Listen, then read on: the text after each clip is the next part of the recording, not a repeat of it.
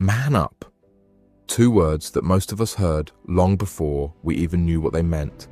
Two words that didn't feel like advice. They felt like shame dressed up like strength.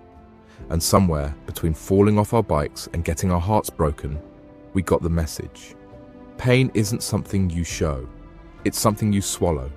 Most men don't hate vulnerability. They were just trained to survive without it. They were taught that emotion is a crack in the armor.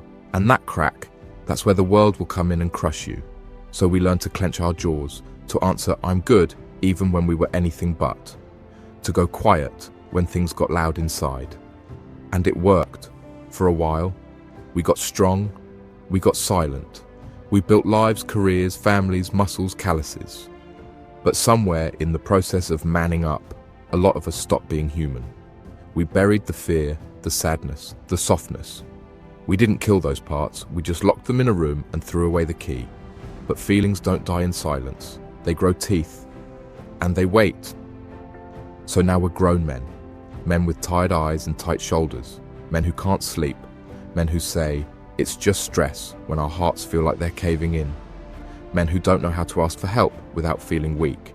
Because Man Up told us that asking is failing. That crying is childish. That talking about how you feel is something you leave for women and therapists. But what if the real damage wasn't in what Man Up told us? What if it was in what it never let us say? Like how sometimes we feel completely invisible. Like we're doing everything right and still feel like it's never enough. Like how lonely it is when everyone thinks you're strong so no one checks on you. Like how exhausting it is to be the provider, the protector, the fixer, the rock, all while falling apart inside. Nobody warned us that one day we'd build lives we couldn't feel present in. That we'd have kids we love but don't know how to open up to. That we'd sit next to someone we care about deeply and still feel like we're 1,000 miles away. Not because we don't want connection, but because we don't know how to be seen anymore without the fear of being judged. You ever look in the mirror and not recognize the man staring back? Not because you've changed, but because somewhere along the line you disappeared into the version of you everyone else needed. You became the reliable one, the tough one, the one who never complains, the one who gets the job done. But you forgot the version of you that also needed love, and care, and rest. And now it shows up in weird ways. Maybe you work too much. Maybe you shut down in arguments. Maybe you drink a little more than you should. Maybe you're angry all the time, but you don't know why. It's not that you're broken. It's that you're tired of carrying what you were never meant to carry alone. I'm not here to tell you to talk about your feelings. I'm just saying, I get it.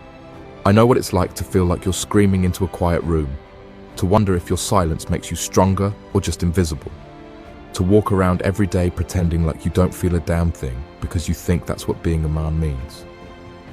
But strength isn't the absence of emotion. It's surviving despite it. It's getting up when you don't want to. It's still showing love when you feel numb. It's holding the door open for someone else even when yours is barely hanging on. That's what most men are doing. Quiet heroics. But no one claps for that. No one says thank you for staying alive when your soul feels like it's drowning. You don't have to bleed in public. You don't have to spill your guts on the floor. But you deserve more than this silent suffering. You deserve to feel, to breathe, to be held without having to earn it. You deserve to exist without the pressure of always being okay. Man Up told us to be hard. But what if the real strength was in being real? What if the most masculine thing you could do was be honest about how heavy this gets sometimes? No answers, no fixing, just this. You're not the only one. And that silence you carry, it's loud in here too.